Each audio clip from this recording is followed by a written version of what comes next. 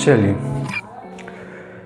तो जैसा कि कौन सा टेलीग्राम में एक चैनल है, ठीक है, जहाँ पे ये टेस्ट सीरीज़ चल रही है 2-3 दिन से, ठीक है। तो ये टेस्ट सीरीज़ नंबर 2 कौन सा, टेस्ट सीरीज़ @2 गेट 2020 सिविल, ठीक है, 2021 सिविल। चलिए, तो क्वेश्चन नंबर एक सेकेंड, क्वेश्चन नंबर @2, ठीक है। चलिए, उम्मीद करता हूँ बहुत आप लोग टेलीग्राम ज्वाइन कर लिए होंगे, ठीक है, डिस्क्रिप्शन में लिंक है, ज्वाइन कर लीजिएगा, ठीक है। चलिए, तो क्वेश्चन जैसे कि स्क्रीन पे देखिए, क्वेश्चन क्या कह रहा है कि in the given figure below find the horizontal thrust at point A, ठीक है। पॉइंट ए पे हॉरिजॉन्टल थ्रस्ट निकालना है। देखिए, सबसे पहले तो कन्फ्यूजन यहीं पे हो जाता है कि थ्रस्ट है क्या, है ना। बहुत से लोग कन्फ्यूज हो जाते हैं कि थ्रस्ट है क्या। तो देखिए, थ्रस्ट कुछ नहीं है, बस वो जो आप इंटरनल रिएक्शन होगा ए पर, पॉइंट ए पर जो इंटरनल रिएक्शन होगा वही है आपका थ्रस्ट। लेकिन कौन सा, हॉरिजॉन्टल पूछा है तो हॉरिजॉन्टल इंटरनल रिएक्शन, है ना। तो चलिए, यहाँ पे ग्राफ बना लेते हैं। ग्राफ जैसा कि गिवन है आपको, ये रहा आपका ए और इससे जस्ट नीचे आपका चला गया बी, और ये सी ए बी। ये गिवन है आपका कितना, 4 मीटर, ये गिवन है 6 मीटर, और ये पार्ट वाइज 2 मीटर गिवन है ना, 2 मीटर। और सी पे 20 किलो न्यूटन का वर्टिकल डाउनवर्ड फोर्स लग रहा है, ठीक है। और यहाँ पे सी क्या है, इंटरनल हिंज है, ठीक है। चलिए, ये तो रहा आपका क्वेश्चन, इंटरनल हिंज है, इसका भी मेन कॉन्सेप्ट है, ठीक है। अब पूछा क्या है, हॉरिजॉन्टल फोर्स एट ए, यानी कि हॉरिजॉन्टल फोर्स एट ए यानी कि एच ए पूछा है आपको। ये इसका फ्री बॉडी डायग्राम अगर बनाते हैं, ठीक है, तो इसी में बना लेते हैं। फ्री बॉडी डायग्राम अगर बनाएंगे तो इस हिंज को हटाएंगे तो हिंज पे 2 रिएक्शन आता है, कौन कौन सा, एक हॉरिजॉन्टल रिएक्शन और एक वर्टिकल रिएक्शन। तो हॉरिजॉन्टल रिएक्शन चलिए यहाँ पे एच ए दे देते हैं, और वर्टिकल रिएक्शन यहाँ पर आर ए, ठीक है। उसी तरह से बी पर भी क्या है, हिंज है, ठीक है। तो हिंज पे यहाँ पर भी आएगा क्या, एच बी। आपको जहाँ से देना है दे दीजिए, ठीक है। एच बी इधर दीजिए या उधर दीजिए, कोई मतलब नहीं है, आप कैलकुलेट करिएगा, प्लस माइनस अपने आप दिखा देगा, ठीक है। चलिए, और वर्टिकल एट बी यानी आर बी, ठीक है। चलिए, ये आपका रिएक्शन फ्री बॉडी डायग्राम बन गया। अब देखते हैं एच ए कैसे निकालेंगे, ठीक है। तो सबसे पहले क्या करिए, रिएक्शन निकालिए। तो रिएक्शन निकालने का क्या है, vertical sum of vertical force equal to 0। तो यानी कि R A plus R B minus 20 equal to 0। तो R A plus R B equal to 20, ये हो गया मेरा पहला इक्वेशन।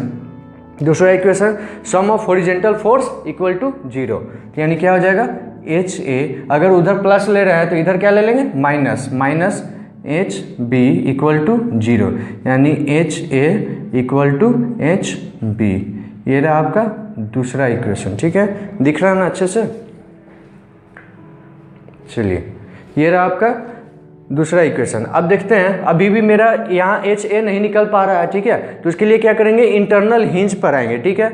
इंटरनल हिंज का कॉन्सेप्ट क्या है, इंटरनल हिंज का कॉन्सेप्ट ये है कि आपको इंटरनल हिंज के लेफ्ट साइड में जो भी मेंबर कनेक्टेड है, उस मेंबर में जितने भी फोर्स है उसके कारण moment, summation of moment left side में इक्वल टू 0 हो जाएगा, या फिर इस हिंज के, इंटरनल हिंज के राइट साइड में जितना भी मेंबर कनेक्टेड है और उसके अंदर जितना भी इंटरनल फोर्स एक्सटर्नल फोर्स है, उस सब के कारण जो मोमेंट होगा वो moment at right left side equal to 0, summation of all moment at right member equal to 0, ठीक है।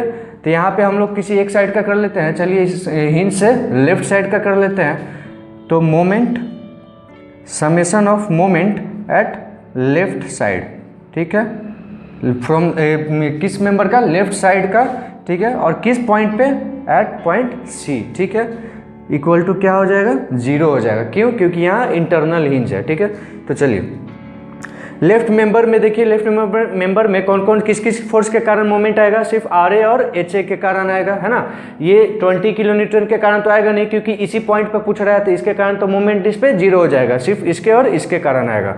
तो देखिए एच ए के कारण कितना आएगा इस पे, एच ए फोर्स, यानी कि फोर्स मेरा लग रहा है ऐसे, और इसके और इसके बीच का परपेंडिकुलर डिस्टेंस कितना है मेरा, देखिए इस पॉइंट और इस पॉइंट के बीच का परपेंडिकुलर डिस्टेंस। तो देखिए इसको कैसे करेंगे, ऐसे पॉइंट ले आए और इस फोर्स को ऐसे ले आए, तो ये फोर्स मान लीजिए इधर गया और ये वाला पॉइंट यहाँ ड्रॉप कर रहा है, तो ये परपेंडिकुलर बनाया, ठीक है। तो अब आपका परपेंडिकुलर डिस्टेंस ये हो गया, ठीक है, जो कि कितना है 4 के बराबर है।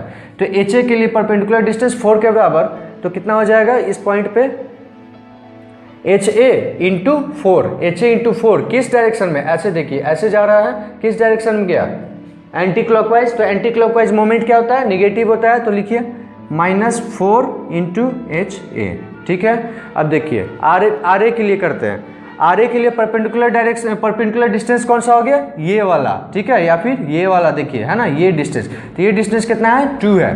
तो आर ए इंटू 2 कितना हो गया, कैसे जा रहा है, आर ए ऐसे गया है ना, कैसे गया क्लॉकवाइज, तो क्लॉकवाइज क्या हो जाएगा पॉजिटिव, तो आर ए इंटू 2, तो यानी +2 आर ए इक्वल टू क्या हो जाएगा 0, है ना। तो यहाँ से एक और इक्वेशन आया।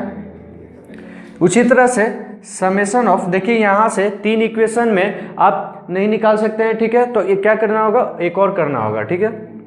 चलिए, तो summation of moment in right side of member at point C equal to क्या हो जाएगा 0 हो जाएगा, ठीक है।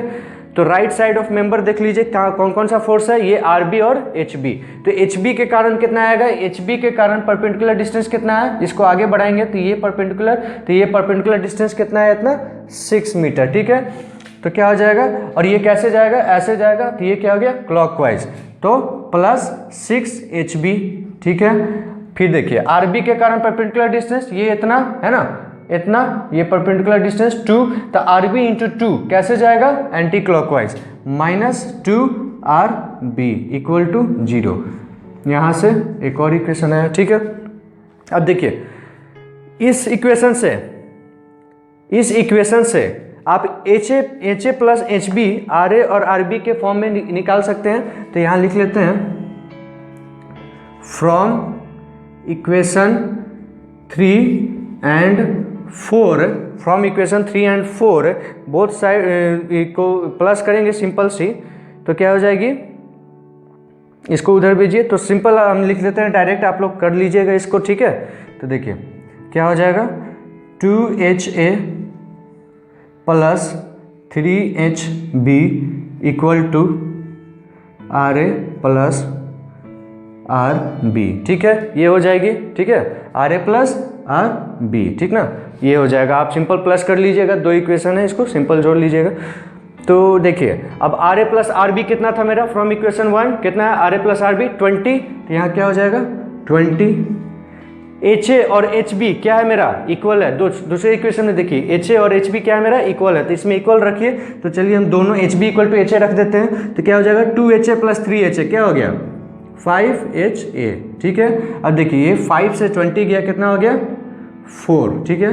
तो HA यानी कि horizontal thrust at point A equal to कितना 4 किलो न्यूटन, ये हो गया आपका आंसर, ठीक है।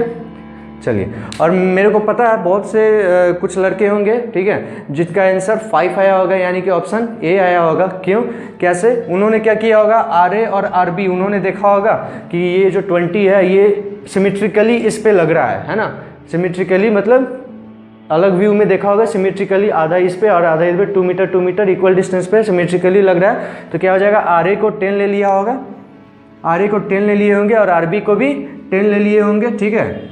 RB RA दोनों को 10 ले लिए होंगे और M लेफ्ट करके यहाँ 10 रख के 4HA + 2 × 10 कितना 2 × 10 20 इक्वल टू 0। तो यहाँ से HA आगे होगा 5, है ना, जो कि गलत है, यहाँ पे कंप्लीट सिमेट्रिकल नहीं है, ठीक है। हाँ ये है कि ये फोर्स के बीच का दूरी, ये फोर्स और ये रिजल्टेंट और वो रिजल्टेंट के बीच का दूरी क्या है, सिमेट्रिक है, लेकिन आपका फिगर सिमेट्रिक नहीं है। यहाँ देखिए ये यहाँ तक आया है और ये यहाँ तक है ना, तो सिमेट्रिक नहीं है, ठीक है, कंप्लीट सिमेट्रिकल नहीं है, इसलिए आप सिंपल ये 10 नहीं लगा सकते हैं, ठीक है।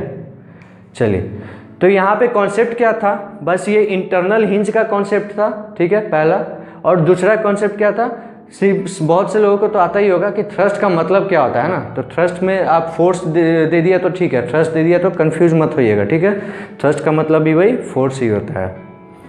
चलिए, तो ये रहा आपका, आप टेलीग्राम ज्वाइन कर लीजिएगा सभी लोग, अपने दोस्तों को शेयर करिए, डेली एक question at a time 3 PM शाम को विथ वीडियो सॉल्यूशन तैयार रहता है, आप लोग भी तैयार रहिए। Thank you.